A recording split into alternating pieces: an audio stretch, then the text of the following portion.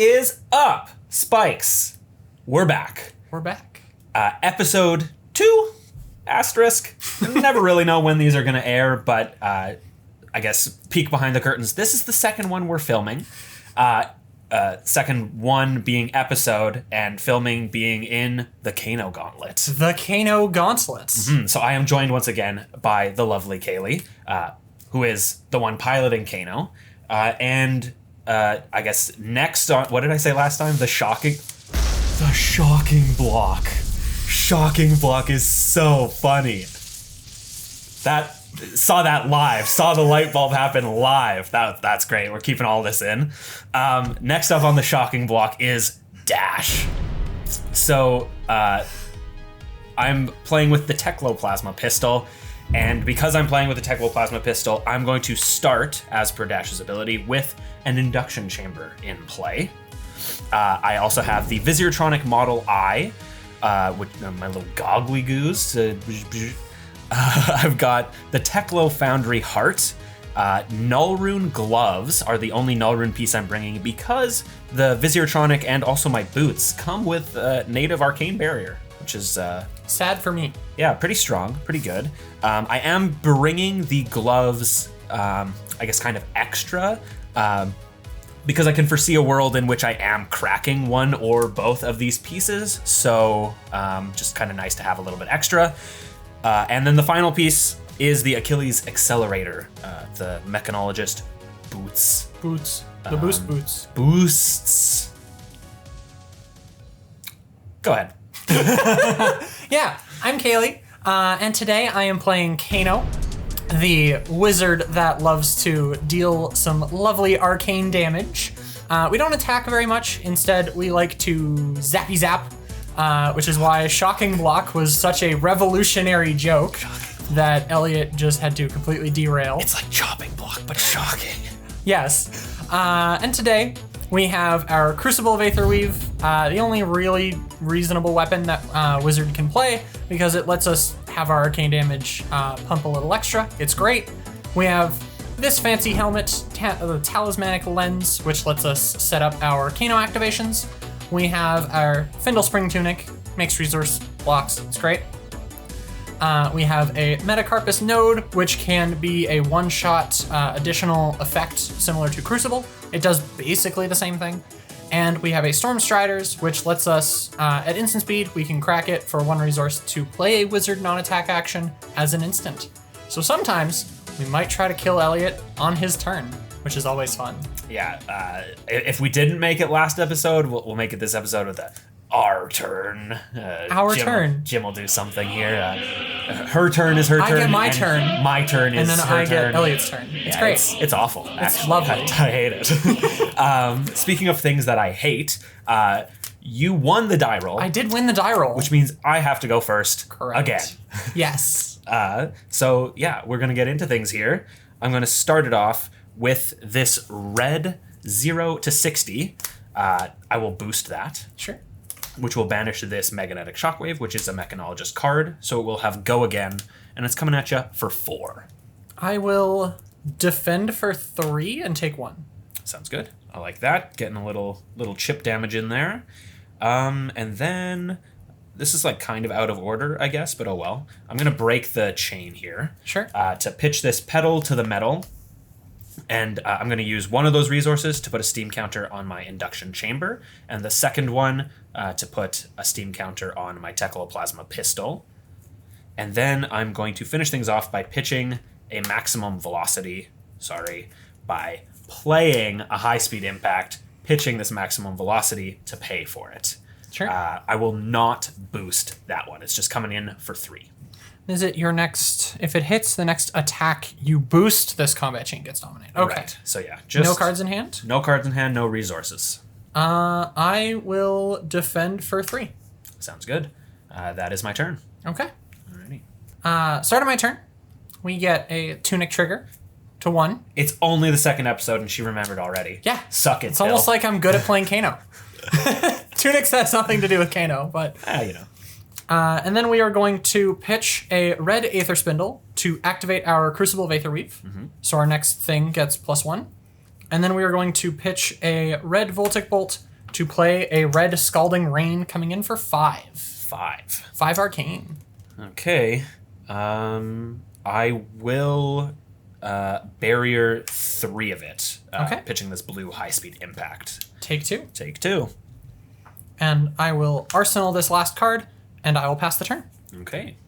My hand is pretty awkward. Unfortunately, the only thing I'm going to do here is I'm going to play this Plasma Purifier, pitching these 2 red Pedal to the Metals to be able to pay for it. Oof. Yeah, not great. Definitely suboptimal, some might say. And then, yeah, nothing floating, no action points, no cards in hand. What is a Plasma Purifier? Oh, yes. It is another item. It has a once per turn... Oh, actually, sorry, it's not even once per turn. It's just an action to put a steam counter on it, like all of these other things do. Sure. And its once per turn action is that when I remove a steam counter, target Mechanologist Pistol gets +1 attack until end of turn. Interesting. Okay. Yeah, so it's kind of a little shooty combo thing. Hopefully helps me eke out the advantage in this kind of matchup where I'm probably going to be on the back foot quite a bit. I'm hoping so. I'm basically already there, I think. So, yeah, that is the end of my turn. Okay. So start of my turn, we have a Tunic to 2. Oh. And from there, we are going to play a Tome of Aetherwind, which... let's... You hate this card? I hate this card. I love this card. It costs 0. It's so scary. It's so great. Tome of Aetherwind lets me either give my next attack +1 damage or draw a card, and I get to choose 2 and can pick the same mode if I want to. So I'm going to give my next spell +2 damage. Yeah. We are then going to pitch this blue Voltic Bolt to activate our Crucible of Aetherweave to give another +1 damage. And then we are going to... So I have 2 resources floating off of that. We're going to spend one of those to break our Stormstriders to give a card from our hand... Our next wizard non-attack action from our hand can be played at instance.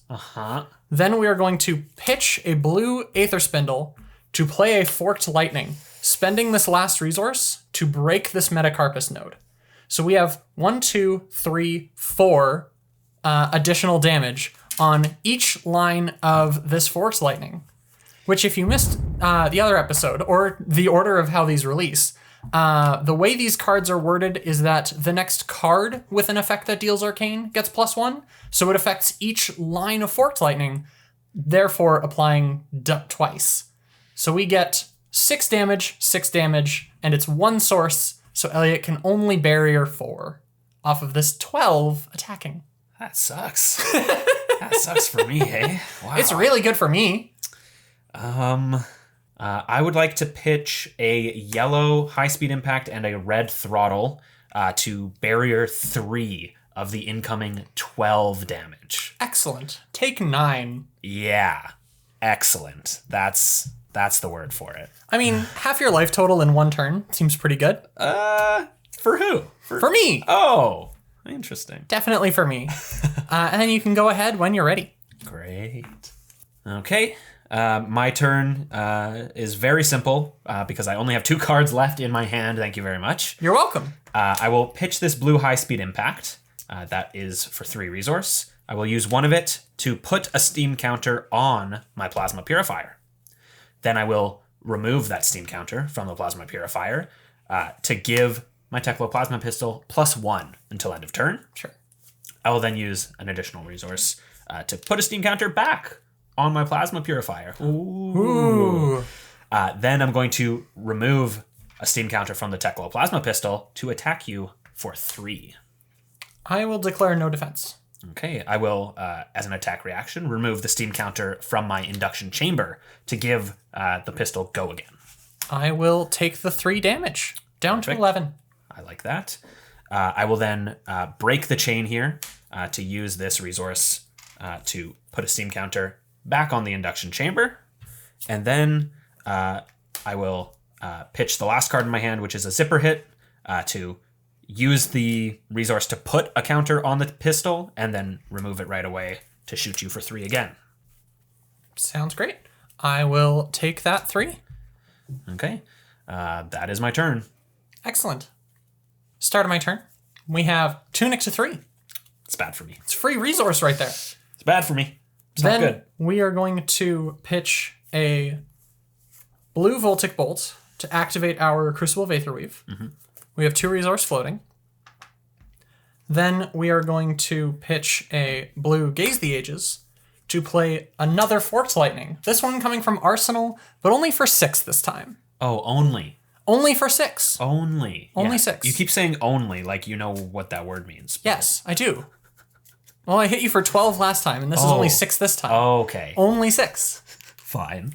I will pitch 2 reds, a high octane and a red zipper hit to barrier 2 of that. Sure.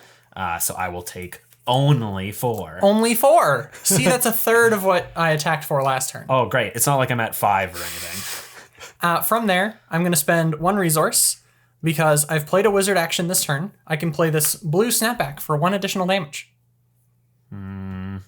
I will just take that 1. Cool. Go to 4. I'm going to do it again with another blue snapback. Stop. No. Stop. He's already dead. I will pitch this induction chamber to barrier that 1. Sounds I good. suppose. And I will pass the turn. Great. You're at 4. I am at 4. Well, the only card left in my hand is this Spark of Genius that I will play for 0. Okay. So I will search my deck for a Mechnologist item card with cost 0. Off of this Spark of Genius, I will find the only 0 cost item I play, which is a Teklo core. It will enter with 2 Steam counters on it, and I did not boost, so I don't draw a card, and that is the end of my turn. So, on the end of your turn, before you draw cards, because right now you have no resource, I'm going to break my Talismanic Lens. We're going to look at what's on top of my deck. I'm in trouble. I'm going to put 1 card on top and 1 card on the bottom. Okay. And then we are going to pitch an Energy Potion to activate Kano. There's a Tome of Aetherwind on top of our deck, which we're going to play for free. Yeah. To draw 2 cards. Okay. Then, we're going to play a Cindering Foresight. When it's not my turn, I can play it as though it were an instant. This is a blue Cindering Foresight. So it opts 1, and the next card I play this turn with an effect that deals arcane damage instead deals that much damage plus 1. So I'm going to do the opt. I'm going to leave that on top. That seems bad for me.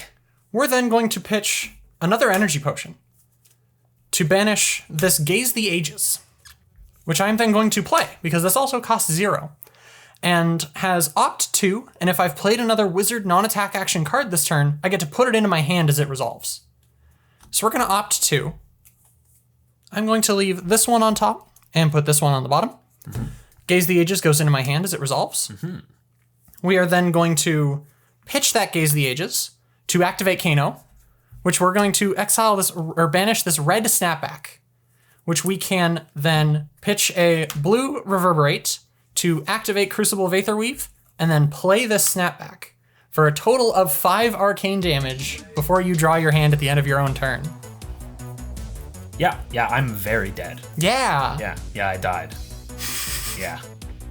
Yeah. Yeah. Excellent. For you, I guess, yeah. It's probably it was even lightning and everything. Even lightning. The shocking block. Exactly. As it were. Yeah. My plan did not come to fruition there at all. I did not get off the ground. I had a couple awkward hands with like just a bunch of red cards was the real issue. Yeah, the double red pedal to the metal just to play your Purifier seemed really awkward. Yeah, it was not great. But yeah, you know, them's the breaks sometimes, right? The deck does lean very heavily on red cards, so I can foresee this being like a pretty tough matchup for my version of the deck anyway.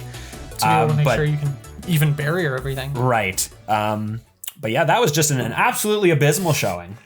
You trounced me. Real that good. last turn was really awkward, because when I first cracked the lens, it was Tome of Aetherwind and Nourishing Emptiness. And so I was like, okay, the Nourishing Emptiness we definitely don't want. Make it go away. The Tome, I was debating whether or not I wanted it. Because I could do the extra, I thought about doing the extra damage, wasn't going to mean a lot because you're only at 4 and could not bury or anything. So I decided to get the card draw. We drew the Cindering Foresight and a red Voltic Bolt, which we had pitched Energy Potion at this point. So this was now our hand. And from there, it was like, cool, Cindering Foresight's free. And then just start activating. We activated the second Kano activation, saw the gaze, and from there it was just free. There it is. All we have to do is now find damage. And the gaze played, found the snapback and a blue Whisper of the Oracle. So like if I wanted to opt more, I could have done that as well. You could have opted too. I could have opted 2 for the 3rd time that turn. Wow. In addition to the opt one. I could have seen up to 7 cards. Yeah. Yeah. That's I guess 1-1 at this point. Lost to Ira, beat Dash. Yeah. Thanks for joining us, and we'll see you in the next one once again. Bye. Hey, thanks for checking out the Spike Feeders on YouTube. Before you close the window, make sure you click subscribe for more great Flesh and Blood content.